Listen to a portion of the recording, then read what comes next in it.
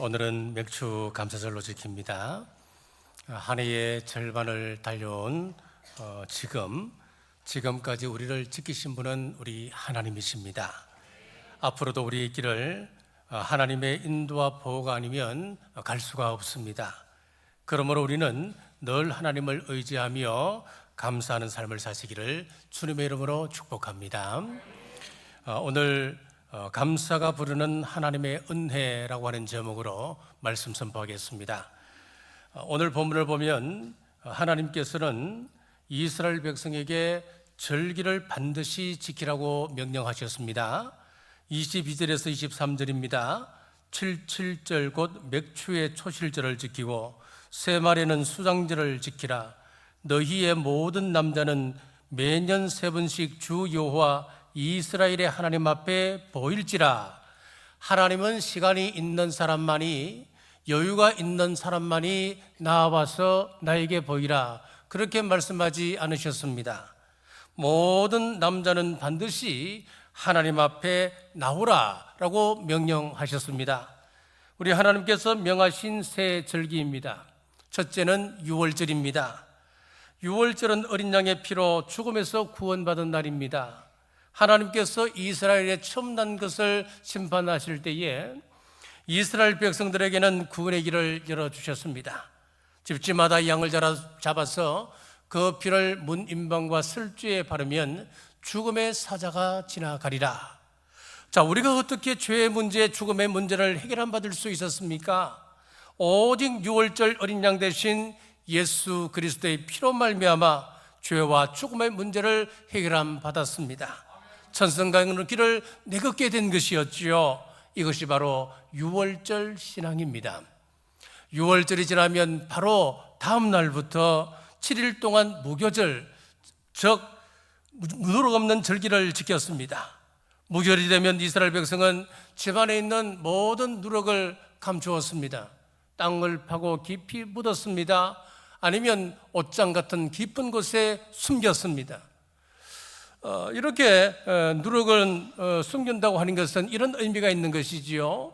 누룩은 죄악을 상징하기 때문에 이것을 감춘다고 하는 것, 이것을 깊이 묻는다고 하는 것은 우리의 죄악을 덮으시는 예수 그리스도의 피를 상징적으로 보여주고 있습니다.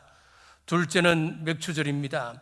민수기 28장 26절에서 처음 익은 열매를 드리는 날이다 라고 했습니다.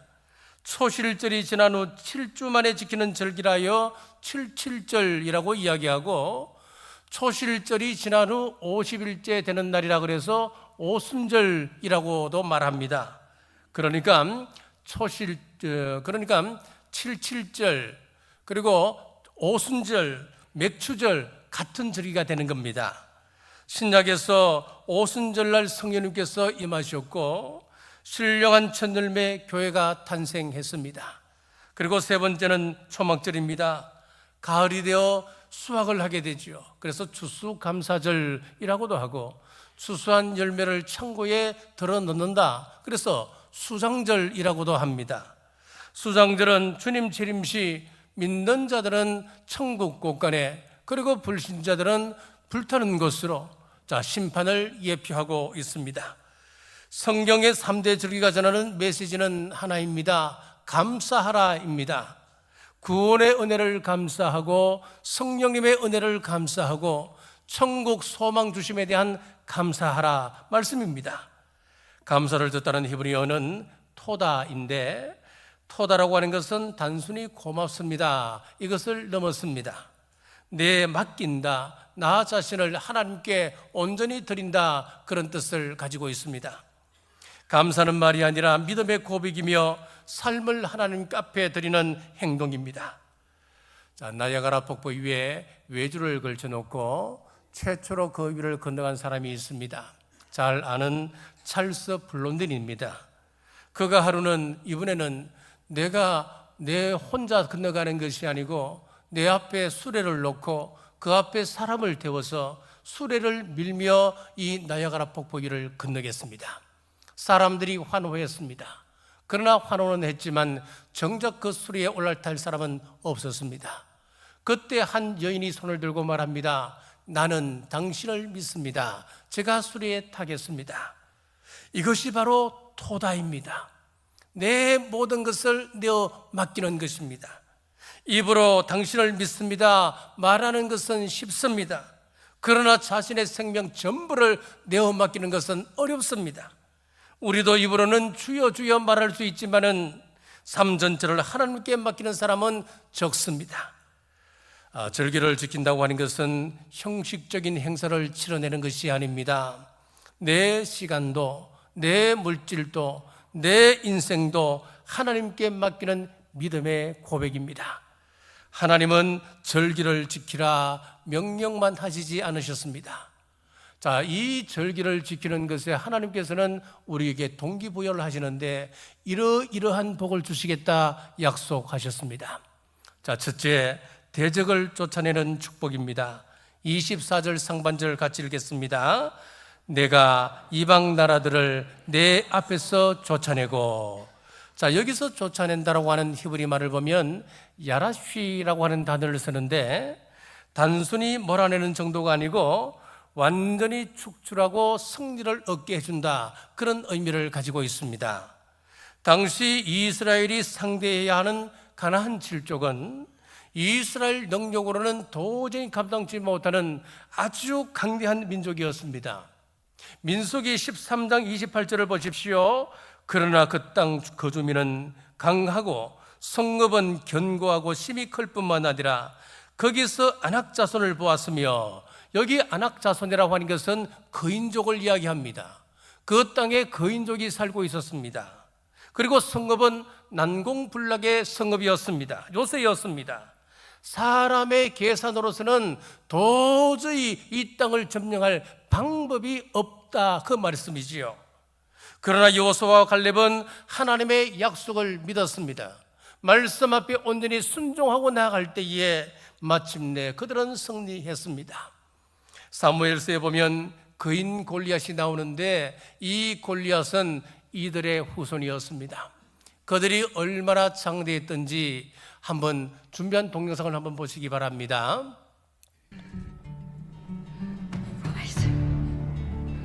Rise up, David.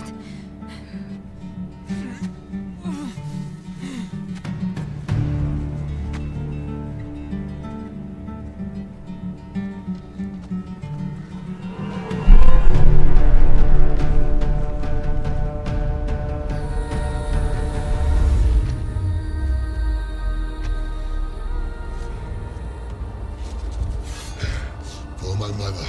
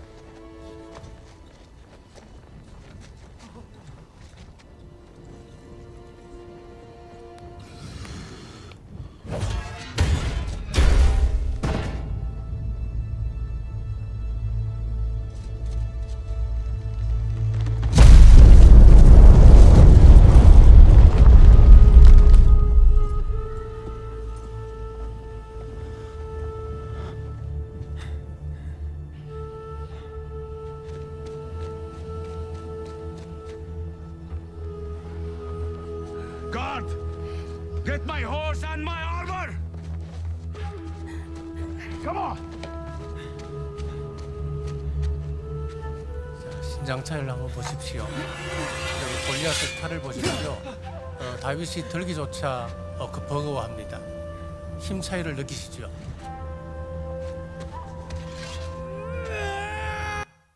도저히 저 싸움은 이길 수 없는 싸움입니다. 그러나 이 다윗은 하나님을 믿는 믿음으로 나갔습니다. 믿음으로 나갈 때에 불가능한 싸움에서 그는 승리하게 되는 것이지요. 성경은 우리에게 분명히 말씀합니다. 전쟁의 승패는 군사의 숫자 문제가 아니라는 겁니다. 무기의 강하고 약함의 문제가 아니라고 하는 것입니다. 하나님을 신뢰하느냐, 하나님의 말씀 앞에 순종하느냐, 그것이 승패를 결정합니다. 오늘 본문도 마찬가지입니다. 하나님께서 백성들이 절기를 지키면, 하나님의 은혜를 감사하고 기억하면 내가 너희 앞에서 대적을 쫓아내겠다 약속하셨습니다. 오늘 우리에도 마찬가지입니다. 우리가 하나님께 감사하고 말씀에 순종하면 하나님께서 우리의 삶을 가로막는 사탄의 권세를 물리쳐 주시고 영적 전쟁에서 승리케 해 주실 줄 믿습니다. 보통 종교개혁 그러면은 마틴 루터 한 사람을 생각합니다만은 마틴 루터가 종교개혁에 승리하기까지는 그의 절친인 사람이 있습니다. 함께 동역했던 친구 필립 멜랑히톤입니다. 이 사람은 마틴 루터보다도 15살 어린 사람이었습니다만은 이 사람은 둘도 없는 친구였습니다. 얼마나 친했느냐 하면은 두 사람이 죽은 후 유언에 따라서 비텐베르크 성 교회 무덤에 한 무덤에 장사가 되어졌습니다. 마틴 루터는 열정적인 행동주의자라면 멜랑히톤은 차분하고 냉철한 이론적 학자였습니다. 루터가 종종 좌절할 때면은 멜랑히톤은 당신이 성경에서 발견한 진리를 진리라고 확신한다면 그 진리는 반드시 승리합니다 라고 하며 루터를 격려했습니다. 그리고 멜랑히톤이 루터에게 편지를 쓸 때마다 그는 이 성경 구절을 꼭 기록했다고 합니다. 로마서 8장 31절 말씀입니다. 같이 읽겠습니다. 그런즉 이 일에 대하여 우리가 무슨 말 하리요? 만일 하나님이 우리를 위하시면 누가 우리를 대적하리요? 아멘. 사랑하는 여러분, 하나님은 감사하는 백성을 위해 이미 승리를 준비하셨습니다. 그러므로 환경이나 대적의 크기를 보지 말고 우리 하나님의 약속을 바라보시기를 바랍니다. 감사하며 순종하는 사람에게 하나님께서 앞서 싸우시고 모든 영적 전쟁에서 승리케 해 주실 줄 믿으시기를 주님의 이름으로 축복합니다. 둘째, 지경을 넓혀주시는 축복입니다. 2절 중반절 같이 읽겠습니다. 내 지경을 넓히리니. 자, 여기서 넓히다라고 하는 것은 라하브라고 하는 단어를 사용하는데 확장하다, 크게 열어주다, 번성하게 하다라고 하는 의미를 가지고 있습니다. 이스라엘 백성들이 들어갈 가나안 땅은 주인 없는 빈 땅이 아니었습니다. 이미 그 땅에는 아주 강대한 족속들이 차지하고 있었습니다. 그 족속들은 아모스 2장 9절에 보면 이렇게 묘사하고 있습니다. 같이 읽겠습니다. 내가 아모리 사람을 그들 앞에서 멸하였나니 그 키는 백향목 높이와 같고 강하기는 상수리 나무 같으나. 키는 어떻습니까? 백향목 같다 그랬습니다. 백향목은 소나무처럼, 높은 소나무처럼, 잣나무처럼 높이 자라 크기가 큽니다. 강하기는 상수리 나무같이 강하다 그랬습니다. 자, 사람의 눈으로는 도저히 그들을 이길 수 없는 그런 상황이었다. 그것을 이렇게 묘사하고 있는 것입니다. 그러나 성경은 내가 내 지경을 넓혀 주겠다 말씀하셨습니다. 하나님께서는 감사함으로 절기를 지키며 예배하는 백성들에게 대적을 이기게 하실 뿐만 아니라 삶의 영역도 넓혀 주십니다. 가정을 넓히시고 사역을 넓히시고 믿음의 영향력을 넓혀 주십니다. 출애굽기 23장 31절에서도 말씀합니다. 같이 읽겠습니다.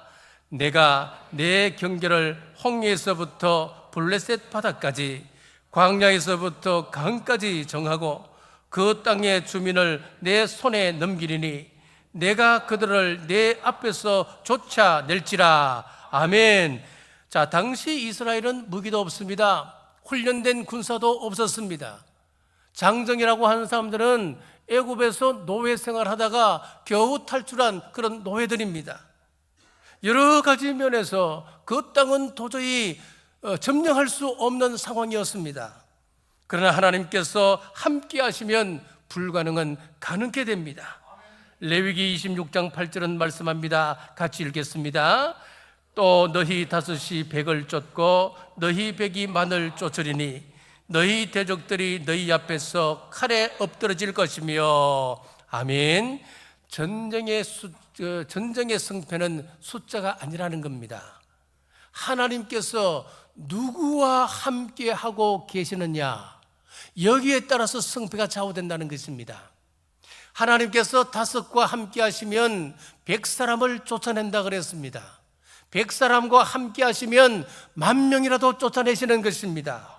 기도원의 300용사에게 우리 하나님의 영이 함께 하시니까 13만 5천 명의 대군을 무찌르는 것입니다. 하나님의 사람 히스기야가 하나님을 의지할 때에 18만 5천 명의 그 대적들을 칼 하나 쓰지 않고 그들을 무찔렀습니다. 오늘도 마찬가지입니다. 하나님은 감사하며 순종하는 사람의 길을 넓혀 주십니다. 요한일서 5장 4절에서도 말씀합니다. 같이 읽겠습니다.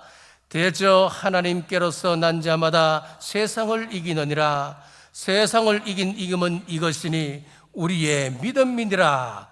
아멘. 자, 여기 보면은 세상을 이길 힌트를 하나 줍니다. 답을 하나 주십니다. 무엇입니까? 믿음이라고 말씀하고 있습니다.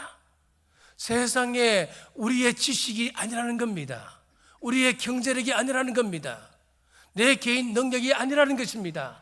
우리가 세상을 이기려면 하나님께서 우리에게 주신 믿음이라고 하는 것입니다. 요즘은 때가 때이니만큼 혼합주의, 종교다원주의, 세속주의가 판을 치고 있습니다. 그들이 말하는 평화 좋습니다. 그들이 말하는 그 인권 좋습니다. 여기에 세계가 열광하고 있습니다. 자, 그러나 복음이 없다면 우리는 단호히 노라고 답할 수 있어야 합니다. 평화와 인권도 중요합니다. 그러나 복음이 없다면 거기에는 구원이 없습니다. 생명이 없는 것입니다.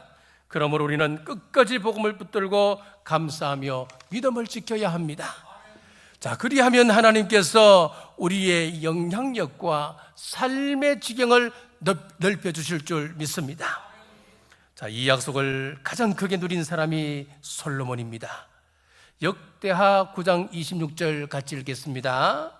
솔로몬이 유브라데 강에서부터 블레셋 땅과 애굽 지경까지의 모든 왕을 다스렸으며. 아멘. 자, 이 지도를 보십시오. 앞에 있는 지도는 앞에 이제 하늘색이 있지요. 하늘색 지도는 표시는 사울이 다스렸던 땅이에요. 그리고 그 옆으로 보니까 옅은 팥죽색이 있잖아요. 그 팥죽색이 있는데 그것은 다윗이 그만큼 다스렸던 지역입니다. 굉장히 넓어졌죠. 사울보다는 한 3배 정도 땅을 다스렸습니다. 자, 그리고 그 위에 보니까 주황색이 나오는데 이 주황색은 솔로몬이 다스렸던 땅입니다. 그러니까 앞에 있는 두 가지 색을 합하고 주황색까지를 솔로몬이 다스렸습니다. 굉장히 땅이 넓어졌습니다. 자, 그러면은 지금 이스라엘 땅 넓이는 얼마만큼 됩니까? 자, 오른쪽에 보십시오. 오른쪽에 보이는 그 지도가 지금 노란색, 짙은 노란색이 있는데 그것이 이스라엘입니다. 그런데 저 넓이를 그대로 보시면 안 돼요. 축척이 달라요. 그러면은 지금 이스라엘 땅 넓이는 사울 왕이 다스렸던 하늘색, 저기서 조금 더 넓을 뿐이에요. 지금 이스라엘은. 자, 그러면 솔로몬이 다스렸던 그 영토하고는 비교할 수 없는 거잖아요. 자, 이 축복이 우연히 일어난 것이 아니었습니다. 아버지 다윗이 평생 하나님을 사랑하며 감사로 예비했던 믿음의 열매를 지금 솔로몬이 누리는 것입니다. 오늘 모세에게 주신 약속이 순종하는 그 가문을 통하여 그대로 지금 이루어지고 있었던 것입니다. 오늘 또 하나님은 감사하는 사람에게, 순종하는 사람에게 지경을 넓혀주시는 하나님이십니다. 영국의 대설교가 스펄전 목사님은 이런 말을 했습니다. 촛불을 보고 감사하는 사람에게는 하나님께서 전등을 주시고, 전등을 보고 감사하는 사람에게는 하나님께서 달빛을 주시고, 달빛을 보고 감사하는 사람에게는 하나님께서 햇빛을 주시고, 햇빛을 보고 감사하는 사람에게는 하나님께서 촛불도 전등도 달빛도 필요 없는 영원한 천국을 주신다. 사랑하는 여러분, 감사는 하나님의 축복을 여는 문입니다. 어떠한 형편에서든 감사하며 믿음으로 순종하십시오. 그리하면 하나님께서 여러분의 가정과 삶과 사역과 믿음의 영향력을 넓혀 주실 줄 믿으시기를 주님의 이름으로 축복합니다. 자, 셋째, 우리의 기업을 지켜주시는 축복입니다. 24절 같이 읽겠습니다. 내가 이방 나라들을 내 앞에서 쫓아내고 내 지경을 넓히리니 내가 매년 3번씩 여호와 내 하나님을 뵈려고 올 때에 아무도 내 땅을 탐내지 못하리라. 아멘. 자, 여기 탐내다라고 하는 히브리 말은 하마드라고 하는 말을 쓰는데, 자, 이 말은 몹시 빼앗고 싶어 하다, 그런 뜻을 가지고 있어요.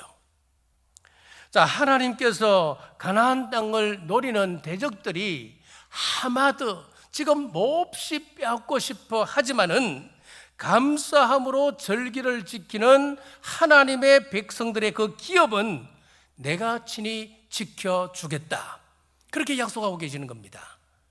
사실 절기를 지키려면 이스라엘의 성인 남자들은 1년에 3차례씩 예루살렘으로 가야 했었습니다. 그 기간에는 집도 그리고 밭도 비우게 되는 것입니다. 남자들이 전부 다 집을 떠나가 버리면은 그 가정은 누가 지킵니까?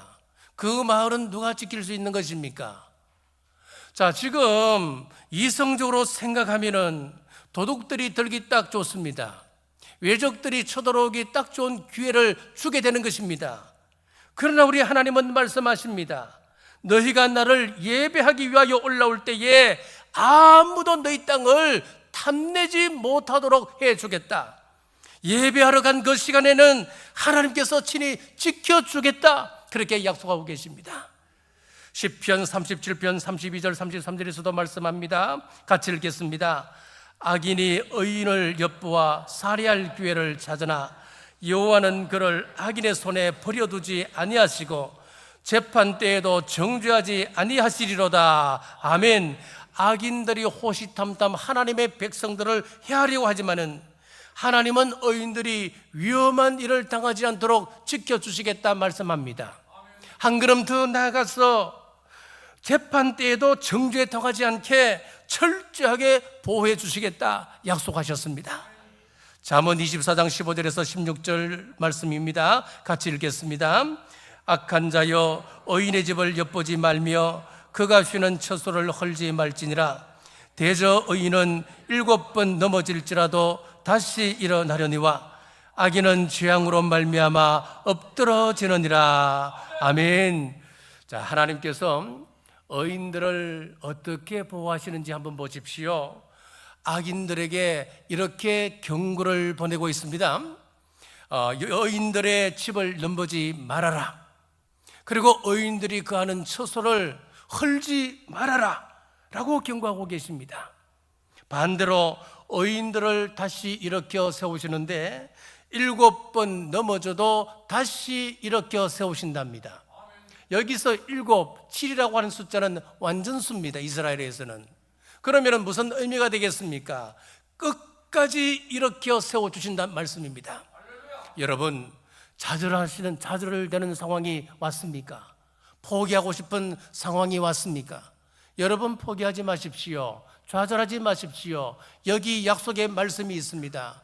하나님의 약속을 믿는 사람, 하나님의 약속을 믿고 그 약속을 믿고 순종하고 나가는 사람들에게는 하나님께서 끝까지 여러분들을 일으켜 세워주신다 약속하셨습니다.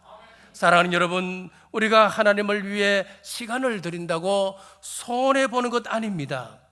예배 드리느라, 또 여러분들이 봉사하시느라 감사의 예물을 드리느라 손해보는 것 같지만은 하나님은 우리의 삶을 지켜주시고 필요를 채워주시며 또한 감당할 지혜와 힘을 우리에게 더하여 주십니다.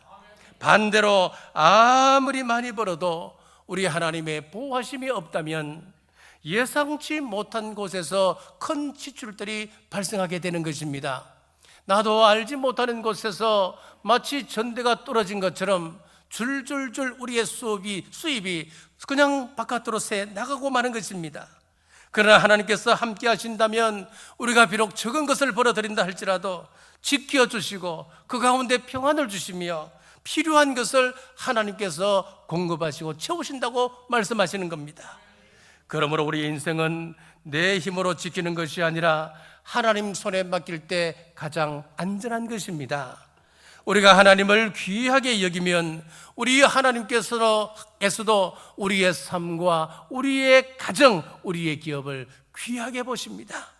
사랑하는 여러분, 감사 예배는 하나님의 보호를 신뢰하는 믿음의 표현입니다.